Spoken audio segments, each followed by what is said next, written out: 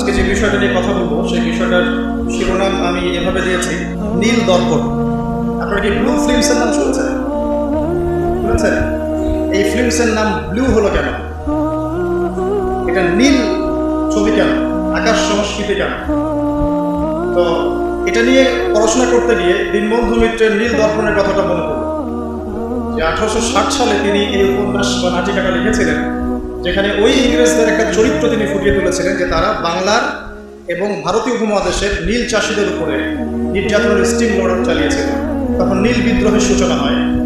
তো সেই সভ্যতাই, সে একই সভ্যতা, ওই পশ্চিমা সভ্যতাই 1890 সাল থেকে, 90 বা 96 এই সাল থেকে সারা বিশ্ব জুড়ে একটা নতুন দর্পণ চালু করে দিল, এর নাম ব্লু ফিল্মস। এটাকে আমরা বলি পর্নোগ্রাফি বা ব্লু ফিল্মস। এখন পর্নোগ্রাফির সাথে পরিচিত না এমন হাজারে একজন ব্যক্তি খুঁজে পাওয়া যাবে না, ঠিক আছে? বাংলাদেশের পরিসংখ্যান বলছে যে বাংলাদেশে স্কুল পড়ুয়া প্রায় 77% ছেলে মেয়ে পর্ন দেখে। এটা আমার কথা নয়, আপনি গুগল করেন, এবং দিন দিন মেয়েদের পর্ন দেখার প্রবণতা বাড়ছে, এটা লেখা আছে। শুধু তাই নয়, ওই 1896 সালের দিকে তারা যখন পর্নোগ্রাফি ছড়িয়ে দেয়, মাত্র 7 মিনিটের একটা ভিডিও তারা প্রকাশ করছে, ঠিক আছে? এবং তার নামও তারা দিয়েছিল, আমার নামটা ঠিক খেয়াল নাই, আর আমি এগুলো ফিল্মস দেখিনি, আমি গুগলের নামটা দেখেছি, কি নাম ছিল। তো তখন থেকে নিয়ে এই পর্যন্ত এই যে নীল সংস্কৃতি চালু করে দেয়া, এটা শুধু পশ্চিমাদের মধ্যে সীমাবদ্ধ থাকে নাই, পুরো বিশ্বের মধ্যে ছড়িয়ে দেওয়া হয়েছে। এবং আপনি পরিসংখ্যান দেখবেন যে এই নীল সংস্কৃতিতে সবচাইতে বেশি যারা পারদর্শী তারা হচ্ছে মার্কিন যুক্তরাষ্ট্র। এবং এই ব্লু ফিল্মস পুরো বিশ্বে একটা ইন্ডাস্ট্রি চালু করেছে, এর নাম হচ্ছে পর্ন ইন্ডাস্ট্রি, ঠিক আছে? এবং আপনি এবার শুনলে অবাক হবেন যে এই পর্ন ইন্ডাস্ট্রি প্রতি বছরে 97 বিলিয়ন ডলারের ব্যবসা করে। 97 বিলিয়ন ডলারের ব্যবসা করে পর্ন ইন্ডাস্ট্রি সারা ওয়ার্ল্ডে। 1 বিলিয়ন সমান সমান কত? 100 কোটি। 1 বিলিয়ন সমান 100 কোটি। 100 কোটি ডলার টাকা দিয়ে হিসাব করে দেখেন কত টাকা হয়। 97 বিলিয়ন ডলারের ব্যবসা হয় প্রতি বছর এই পর্ন ইন্ডাস্ট্রির মধ্য দিয়ে। এবং এই ইন্ডাস্ট্রির ফিল্মসগুলো হলিউড বলিউডের চেয়ে বেশি শ্যুট করা হয়। এবং আমেরিকার লস অ্যাঞ্জেলেস নামক একটা জায়গা আছে না, এটাকে বলা হয় পর্নের স্বর্গরাজ্য। আর এখানেই সব পর্নের শুটিংগুলো আগে হতো। একটা পর্যায় থেকে সেখান থেকে সরিয়ে ক্যালিফোর্নিয়া নিয়ে আসা হয়েছে। কখন সরানো হয়েছে? যখন সেখানকার প্রশাসন একটা আইন জারি করলো। কি আইন জারি করলো? যে এখানে শুটিং করতে হলে বাধ্যতামূলক ব্যবহার করতে হবে। নাউজুবিল্লাহ করবেন না? তো তারা এটা ব্যবহার করার পক্ষপাতী না। তখন ওখান থেকে ইন্ডাস্ট্রি সরিয়ে ক্যালিফোর্নিয়ার দিকে নিয়ে যাওয়া হয়েছে। তো শুধু আমেরিকায় প্রতি বছর 10 থেকে 12 বিলিয়ন ডলারের ব্যবসা করে এখানে। দ্বিতীয় স্থানে আছে ইউরোপের কান্ট্রি ব্রিটেন, তারপরে আছে সাউথ আফ্রিকা, তারপরে অন্যান্য কান্ট্রি জার্মানি, এদিকে আপনার সুইডেন, ফিনল্যান্ড, আমাদের উপমহাদেশের অনেক কান্ট্রিও আছে, ঠিক আছে? তো এই যে নীল সংস্কৃতি সারা ওয়ার্ল্ডে তারা ছড়িয়ে দিল, এখান থেকে আমি একটা নাম চুজ করেছি আর কি, যে নীল দর্পণ। আমি কিন্তু লেকচারে এখনো যাইনি, জাস্ট ইন্ট্রোডাক্টরি কিছু কথা বলবো যে নীল দর্পণ নাম তুমি কেন দিয়েছে, এই কারণে। তো মূল লেকচারে যাওয়ার আগে আমি আপনাকে কয়েকটা পরিসংখ্যান দেখাই। তার আগে বলে দিই, এর ফলশ্রুতিতে শুধু যে ধর্ষণ বেড়েছে এমনটা নয়, বরং সমকামিতাও বেড়েছে। এখনকার পরিসংখ্যান বলছে মার্কিন যুক্তরাষ্ট্রের 52% মানুষ মনে করে যে সমকামিতাকে স্বীকৃতি দেওয়া উচিত, এবং 41% মানুষ মনে করে দেওয়ার দরকার নেই। কিন্তু আইনত এটা লিগালাইজড, এটা ওদের বাক স্বাধীনতা। এটা কানাডা অনেক আগেই করেছে, ব্রিটেনেও আছে, অস্ট্রেলিয়াও স্বীকৃতি দিয়েছে, এবং দিন দিন আস্তে আস্তে আমাদের ভারত থেকে শুরু করে আমাদের দেশে পর্যন্ত এগুলো বিস্তার বেড়ে গেছে। এবং তারা এখন সংগঠন তৈরি করেছে, তাদের ফ্ল্যাগ আছে, তারা অধিকারের কথা বলে, তারা স্বীকৃতি চায়। এবং পর্ন সম্পর্কে পড়তে গিয়ে আমি দেখলাম যে নর্মালি পর্নের যে ভিডিওগুলো হয় এগুলো হচ্ছে চলচ্চিত্রের মতো, জাস্ট যেমন একটা নায়ক নায়িকা শুটিং করে, গায়ক গায়িকা যেমন শুটিং করে, ঠিক এরকম করেই ফিল্মস শ্যুট করা হয়। আপনি যখন এটা সার্চ করবেন দেখবেন পর্ন ইন্ডাস্ট্রি থেকে বের হয়ে আসা কিছু ওদের কথা মতে পর্ন স্টার, তারা সাক্ষাৎকার দিয়েছে যে এই জগৎটার সম্পূর্ণটাই হচ্ছে মিথ্যা এবং ফেক। যা দেখানো হয় এটা টোটালি ফেক, এবং কোনো কোনো ক্ষেত্রে তাদেরকে বাধ্য করে জালের মধ্যে ফেলে এই ইন্ডাস্ট্রির মধ্যে অনুপ্রবেশ করানো হয়, যেখানে ওদের কোনো ইচ্ছাও থাকে না। একবার জড়িয়ে গেলে কোনো মেয়ে সেখান থেকে আর বের হতে পারে না। শুধু তাই নয়, যখন তাদের শরীর কাজ করে না, তখন তাদেরকে উত্তেজক এমন কিছু পদার্থ দেওয়া হয়, এমন কিছু হাইপার ডোজ মেডিসিন দেওয়া হয়, যার ফলশ্রুতিতে তারা ব্যাক টু ব্যাক দেখা যায় যে অনেক লম্বা টাইম তারা নাকি। তো এগুলো তাদেরই কথা, এটাতে আসক্ত নয় এমন মানুষ খুঁজে পাওয়া দুষ্কর। বাংলাদেশের রিপোর্ট বলছে যে বাংলাদেশে এখনকার ইয়াং জেনারেশনের মধ্যে 92% পর্ন দেখে। কত পার্সেন্ট? 92%। এবং পর্ন যে ওয়েবসাইটগুলো আছে এগুলো এত বেশি শক্তিশালী, এগুলোকে হ্যাক পর্যন্ত করা সম্ভব নয়। 2014 সালে বাংলাদেশের গভর্নমেন্ট যে ছিল, আমি জানি না, আমি আসলে এদিকে পলিটিক্সের খবর খুব একটা রাখি না, তারা 244টা পর্ন সাইটকে বন্ধ করে দিয়েছে। কিন্তু এমন একটা অ্যাক্সেস তারপরেও চালু ছিল যে অন্য থ্রু দিয়ে এগুলোতে ভিজিট করা যেত। সবচেয়ে বেশি পর্ন সাইট যেগুলোতে ভিজিট করা হয় তার মধ্যে এই সাবকন্টিনেন্ট বা ভারতবর্ষ অন্যতম। ঠিক আছে, তো এগুলোর ফলশ্রুতিতে শুধু ধর্ষণ বেড়েছে এমন নয়, বরং সমকামিতাও বেড়েছে। এবং দেখা যাচ্ছে যে এখন প্রতি 10 জন মানুষের মধ্যে একজন নাকি, রিপোর্ট, প্রতি 10 জনের মধ্যে নাকি একজন বিপরীত লিঙ্গের দিকে নয় বরং স্বলিঙ্গের দিকে আকর্ষিত হচ্ছে। এবং এই মহামারীগুলো দিন দিন বাড়ছে। আমি যখন লেকচার শেষ করব তখন আপনাকে আমি কিছু হাদিস শোনাবো নবী সাল্লাল্লাহু আলাইহি ওয়াসাল্লামের এই যুগ সম্পর্কে কিছু ভবিষ্যৎবাণী। তখন আপনি মিলাতে পারবেন ইনশাআল্লাহ যে আসলে নবী সাল্লাল্লাহু আলাইহি ওয়াসাল্লাম কোন যুগটা সম্পর্কে সতর্ক করছেন। তো মূল লেকচারে যাওয়ার আগে আমি আপনাদের কিছু পরিসংখ্যান শোনাচ্ছি, একটু মনোযোগ দিয়ে শুনুন। যে সভ্যতার কথা আমি আপনাদেরকে বললাম, ওই সভ্যতার কিছু পরিসংখ্যান উল্লেখ করে আমি আপনাদেরকে লেকচারের সামনে দেখে দেবো ইনশাআল্লাহ তাআলা।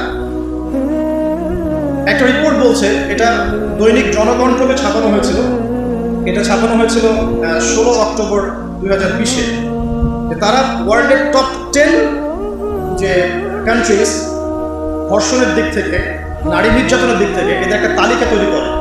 এবং এই তালিকায় একটু গেস করেন কোন দেশ টপে আছে? জি বলেন।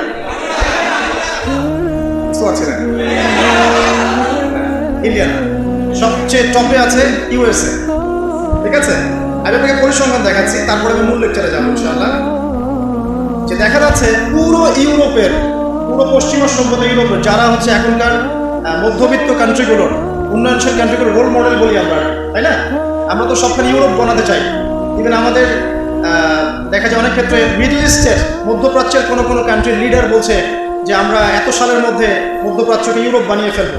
ঠিক আছে, তো আমরা ইউরোপ বানাতে চাই। তো ইউরোপের দেখা যায় যে 15 বছরের কম, পুরো ইউরোপে 15 বছরের কম 33% মানুষ, 33% মেয়ে 15 বছরের আগেই কারো না কারো দ্বারা শারীরিক নির্যাতনের শিকার হয়েছে, যৌন নির্যাতনের শিকার হয়েছে। আচ্ছা, সামনে আসেন।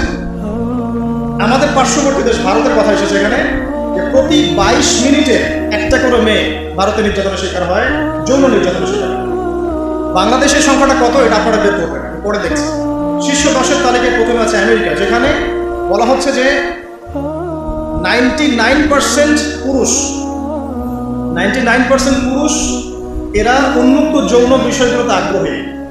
ঠিক আছে, 1% পুরুষ চাচ্ছে যে ফ্যামিলি হোক, নর্মাল আমি ইসলামিক যেটা চিন্তা করি, ফ্যামিলি হোক, বিয়ে শাদী হোক, তারপরে বাচ্চা কাচ্চা হবে, এটা তারা 1% মানুষ চায়। ফ্রি সেক্সুয়াল যে রেভলিউশন, এটাতে 99% পুরুষ বিশ্বাস করে। তারপরে আসেন, তারা বলছেন যে এখানে আমেরিকাতে প্রতি 6 জন মেয়ের মধ্যে একজন ধর্ষণের শিকার হয়, প্রতি 6 জন মেয়ের মধ্যে একজন ধর্ষণের শিকার হন। এবং যে পরিসংখ্যানগুলো করা হয়েছে এটা মাত্র 16% কেসের ভিত্তিতে, বাকিটা কেসই করে না।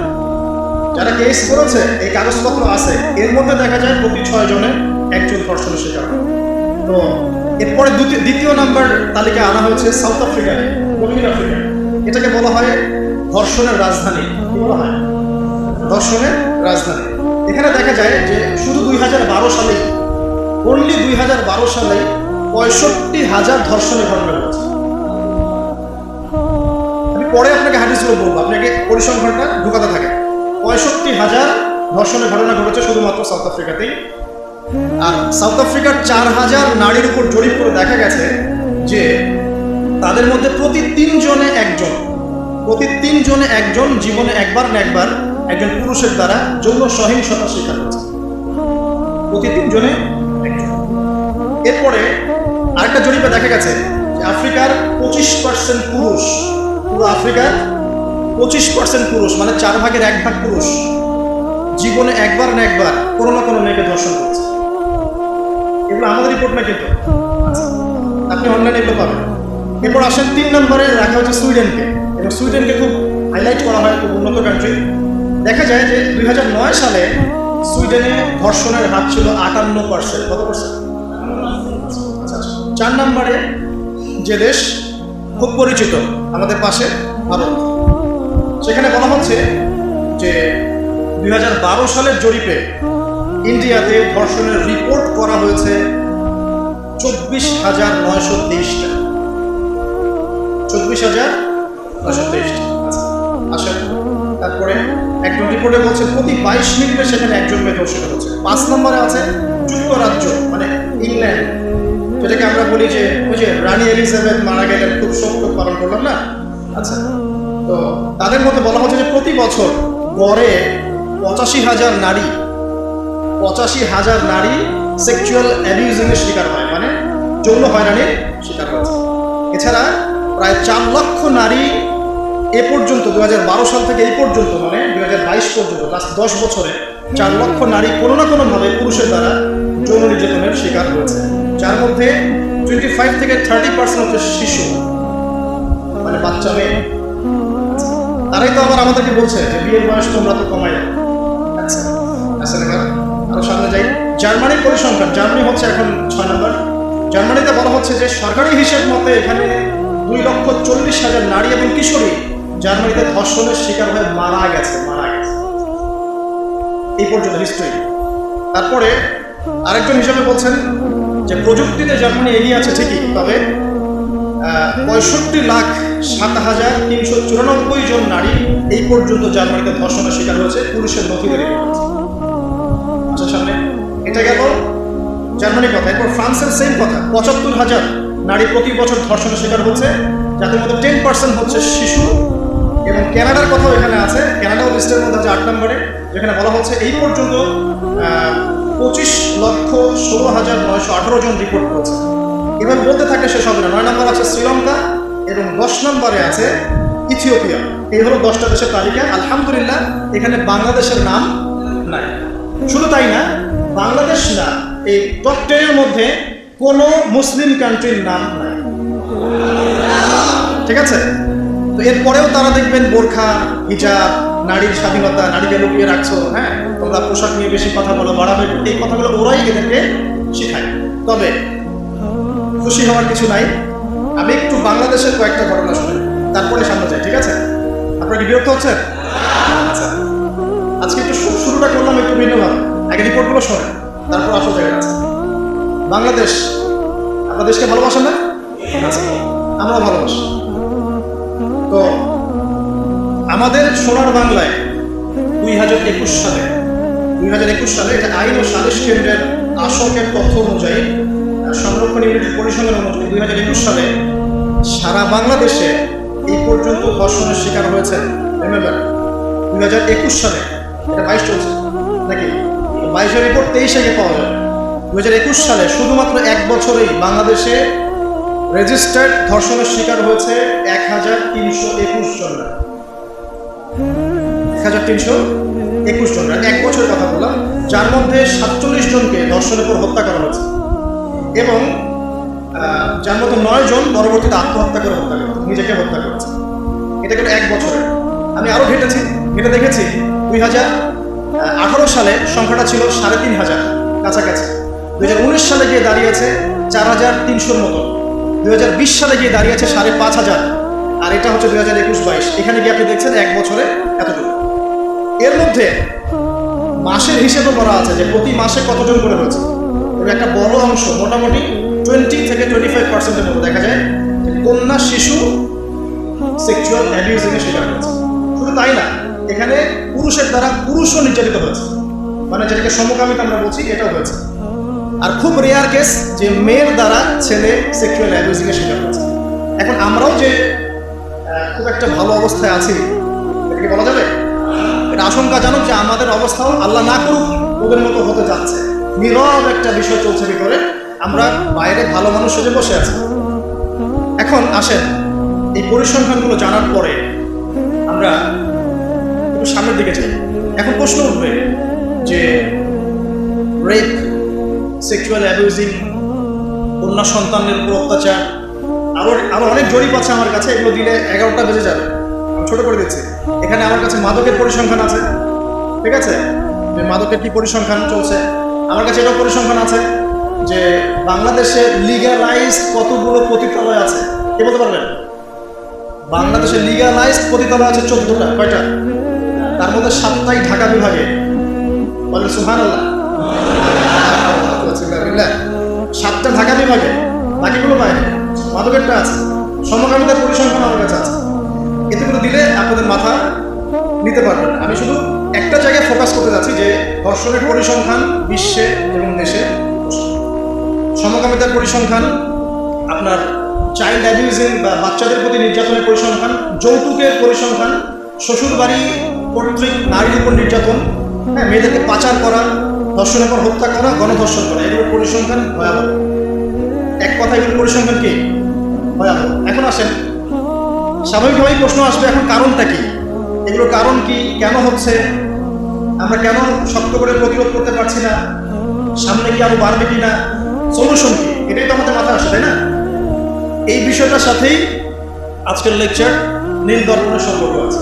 আমরা এতক্ষণ যে পরিসংখ্যানগুলো শুনেছি, এখান থেকে আমাদের মনে প্রশ্ন জাগছে একটাই, যে আমরা এই অবস্থার সম্মুখীন হচ্ছি কেন?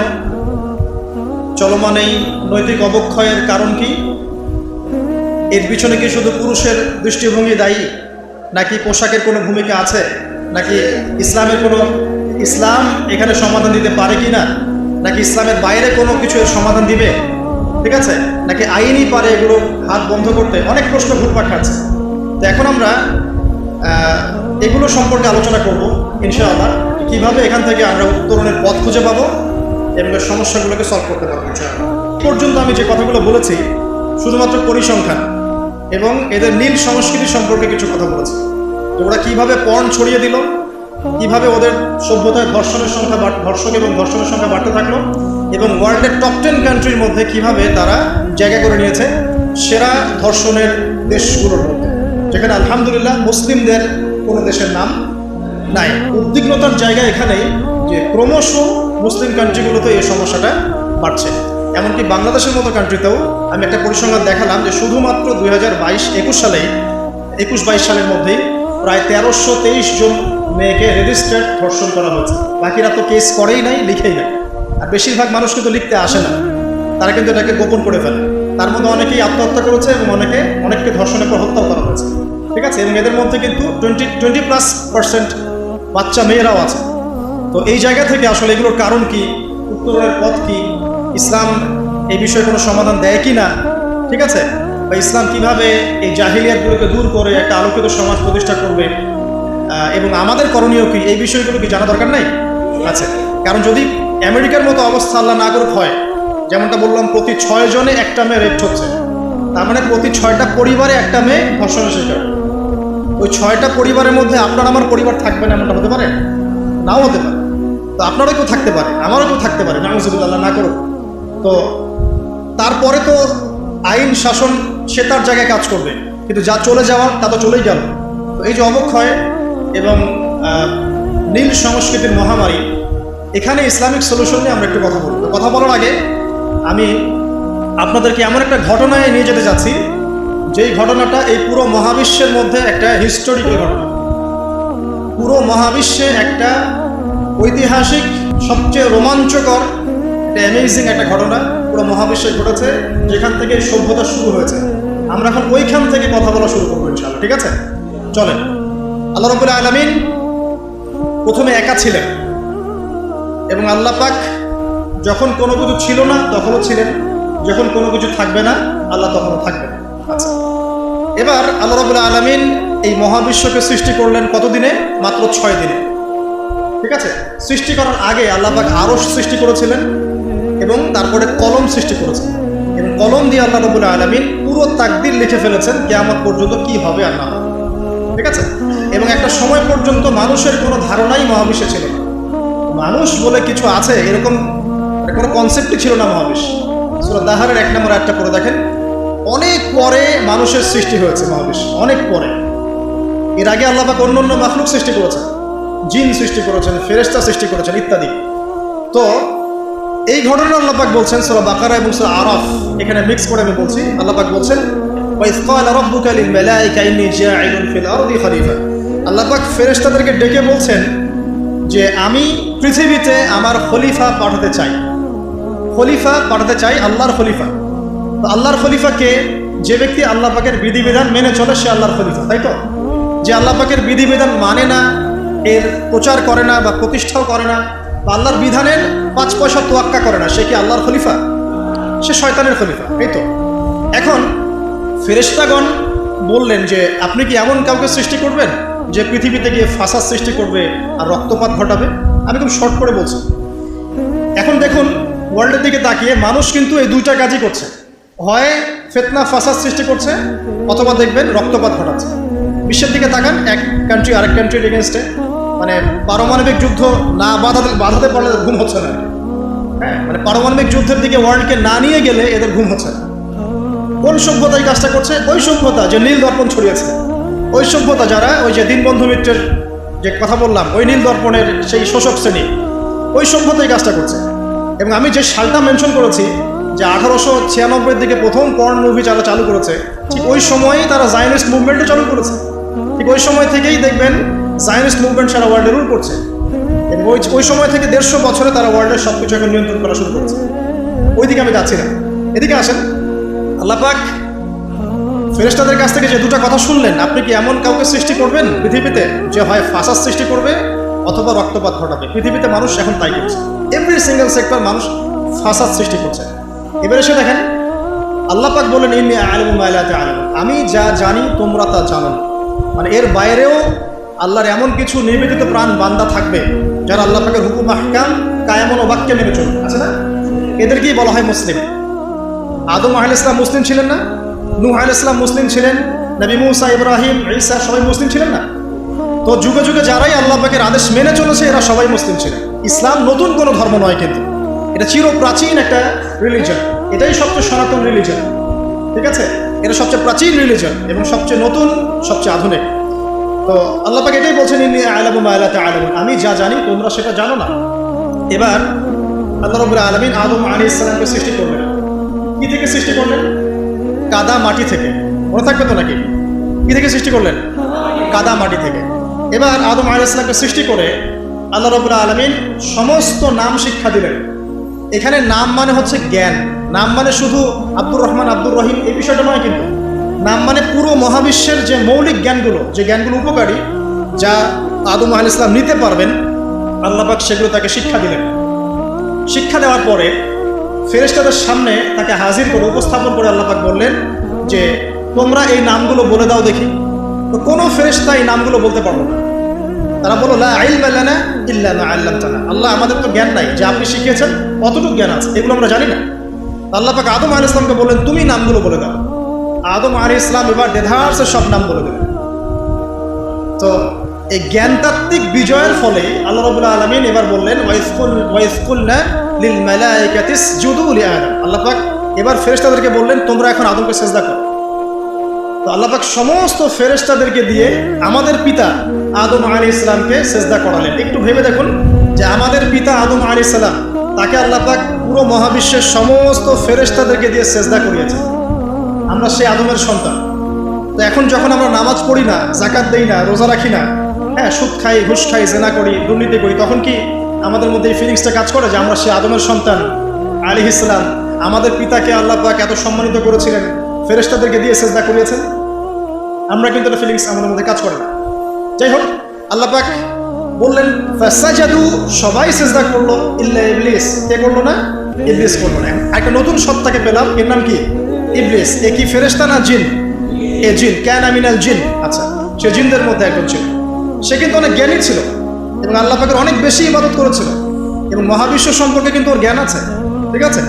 এবার আসেন, সেজদা না করার কারণ হিসেবে আল্লাহ পাক তাকে জিজ্ঞাসা করলেন, মা মানাআকা আল্লা তাসজুদা ইয আমারতুক, তোমাকে যে আমি আদেশ করলাম আদমকে সেজদা করো, তুমি কেন সেজদা করলে? আল্লাহ পাক তাকে জিজ্ঞাসা করলেন কেন সেজদা করলে, মা মানাআকা, কি তোমাকে বারণ করলো? আল্লাহ পাকের কি জিজ্ঞাসা করার কোনো দরকার আছে? আল্লাহ পাকের আদেশ লঙ্ঘন করেছে, আল্লাহ পাক বের করে দিতে পারতেন, তাই না? আল্লাহ পাক জিজ্ঞাসা করলেন, দেখেন কৈফিয়ত, জবাবদিহিতা। এবার ইবলিস বলছে যে আনা খায়রুম মিন, আমি তার চেয়ে উত্তম, আমি আদমের থেকে উত্তম। খলাকতানি মিন নার ওয়া খলাকতাহু মিন তিন, আমাকে তুমি সৃষ্টি করেছো আল্লাহ আগুন দিয়ে, আদমকে সৃষ্টি করেছো মাটি দিয়ে, আমি কেন তাকে সিজদা করব? তাহলে এখানে ইবলিস আল্লাহকে বোঝানোর চেষ্টা করছে যে আল্লাহ আপনি ভুল, আমি সঠিক না, ব্যাপারটা তাই না? যে আমি তার থেকে উত্তম, আমি কেন তাকে সিজদা করব? সে তো মাটির তৈরি, আমি তো আগুনের তৈরি। মানে সে নিজেকে সঠিক প্রমাণ করার চেষ্টা করলো এবং আবা ওয়াস্তাকবার, সে অবাধ্য হলো, অহংকারও প্রদর্শন করলো। অহংকার করা, অবাধ্য হওয়া এবং এই বাতিল কিয়াস, এর ফলশ্রুতিতে আল্লাহ পাক তাকে বললেন যে তুমি এখান থেকে বের হয়ে যাও, ফাখরুজ মিনহা ফাইন্নাকা রাজিম, এখান থেকে বের হয়ে যাও, তুমি হচ্ছে অভিশপ্ত, ঠিক আছে। মাযউমান মাদহুরা, অভিশপ্ত হয়ে লাঞ্ছিত হয়ে এখান থেকে নেমে যাও, এখানে অহংকার করার তোমার কোনো অধিকার নাই। এবার এই জায়গা থেকে আসল জায়গা শুরু। আসেন, আমাদের নীল সংস্কৃতিটা মাথায় রাখেন, ঠিক আছে। এবার ইবলিস চ্যালেঞ্জ করছে আল্লাহকে, রব্বি আনজিরনি ইলা ইয়াউমি ইউবআসুন।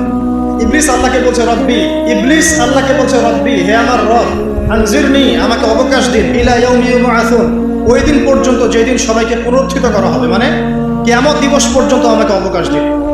তাহলে কিয়ামত যে হবে এই জ্ঞানটা আগে থেকেই ছিল মহাবিশ্বে, এটা নতুন কোনো জ্ঞান না, আগে থেকেই সবাই জানতো কিয়ামত হবে। তো ইবলিস এখন ওই সুযোগটা চাচ্ছে, আমাকে কিয়ামত পর্যন্ত অবকাশ দিন, হায়াত দিন। আল্লাহ পাক বললেন ফাইন্নাকা মিনাল মুনযারিন, যাও, তোমাকে অবকাশ দেওয়া হবে। এবার ইবলিস বলছে ফাবিমা আগওয়াইতানি, হে আল্লাহ, যে আদমের কারণে তুমি আমাকে এই যে বের করে দিলে, ফাবিমা আগওয়াইতানি লা আকুদান্না লাহুম সিরাতাকাল মুস্তাকিম। চ্যালেঞ্জটা শোনেন, একটু মনে রাখেন, আমাদের পিতাকে সম্মানিত করা হয়েছে, ইবলিস তাকে সেজদা করে নাই, ইবলিসকে বের করে দেওয়া হয়েছে। ইবলিস এবার চ্যালেঞ্জ করছে, যে আদমের কারণে তুমি আমাকে আজকে বের করে দিলে আল্লাহ, আমি ওর সরল পথে ওত পেতে বসে থাকবো। সারা জীবন এই কথাটা মনে রাখলে আমরা লাভবান হবো ইনশাআল্লাহ। শয়তান ওত পেতে বসে আছে, শুধু তাই না, সুম্মা লাআতিয়ান্না মিন বাইনি আইদিহিম, এরপরে অবশ্যই আমি তার সামনে থেকে আসবো। কার সামনে থেকে? আদম এবং তার সন্তানদের। মিন বাইনি আইদিহিম ওয়া মিন খালফিহিম, পিছন থেকে আসবো। ওয়া আন আইমানিহিম, তার ডান দিক থেকে আসবো। ওয়া আন শামাইলিহিম, তার বাম দিক থেকে আসবো। ওয়ালা তাজিদু আকসারাহুম শাকিরিন, আদম সন্তানের বেশিরভাগকেই তুমি শুকরগুজার পাবে না। ইবলিসের কথা ঠিক আছে? হিস্ট্রি ঘেটে দেখেন, বেশিরভাগ মানুষ কি আল্লাহ দ্রোহী না আল্লাহওয়ালা? বেশিরভাগ মানুষ আল্লাহ দ্রোহী। বেশিরভাগ মানুষ কি নামাজি না বেনামাজি? বেশিরভাগ লোক কি সুদ খায় না খায় না? বেশিরভাগ লোক এখন দেখেন মাদক খাচ্ছে না খাচ্ছে না? ম্যাক্সিমাম পর্ন দেখে কি দেখে না? ম্যাক্সিমাম জেনা করছে কি করছে না? বেশিরভাগই আল্লাহ দ্রোহী। অল্প কিছু মানুষ, মুসলিমদের সংখ্যাই বা কত, তাদের মধ্যেও অল্প কিছু মানুষ খাঁটিয়া আল্লাহওয়ালা আছে। এরপরেও দেখবেন আমাদের মধ্যে দুনিয়া প্রীতি আছে, অন্যের হক আত্মসাৎ আছে, ধর্ষণ আছে, পরকীয়া আছে, দুর্নীতি আছে, আছে না?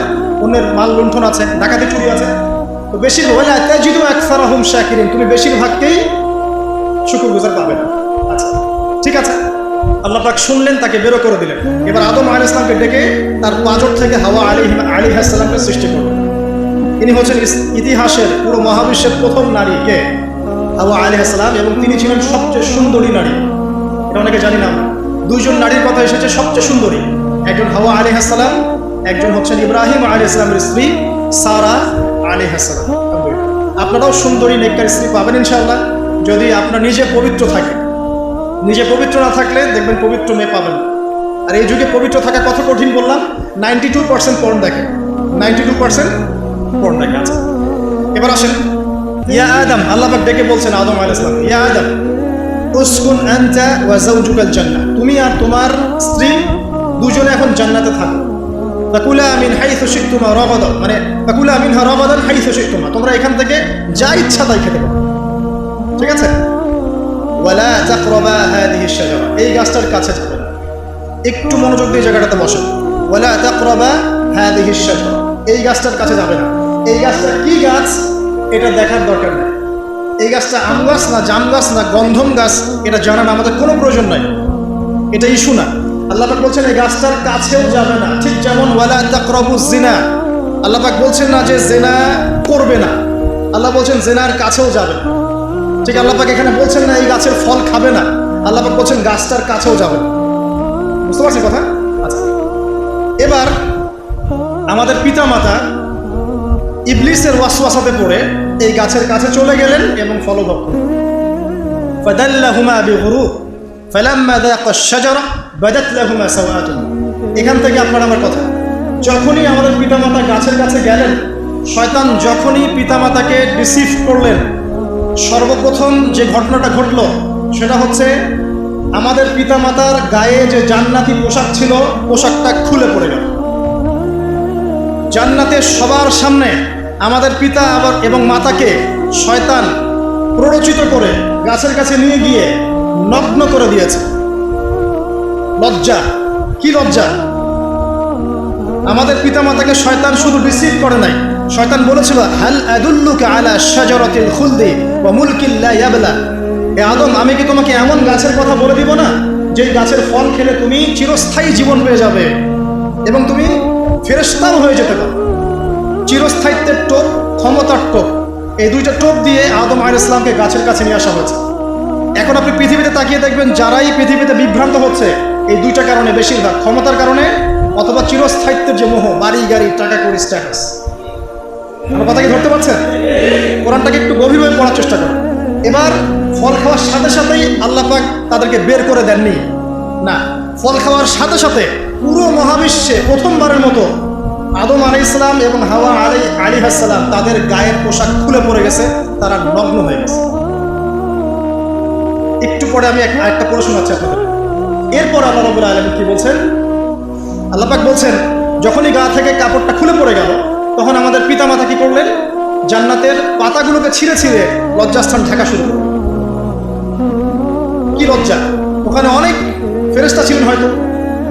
জান্নাতের সবার সামনে পিতামাতাকে নগ্ন করে, পল্টন ময়দানে কেউ জোর করে আপনাকে যদি নগ্ন করে ফেলে আপনার কেমন লাগে? একটা মেয়েকে যখন জোরপূর্বক রেপ করা হয় ওই মেয়েটার তার চেয়েও বেশি খারাপ লাগে নিশ্চয়ই।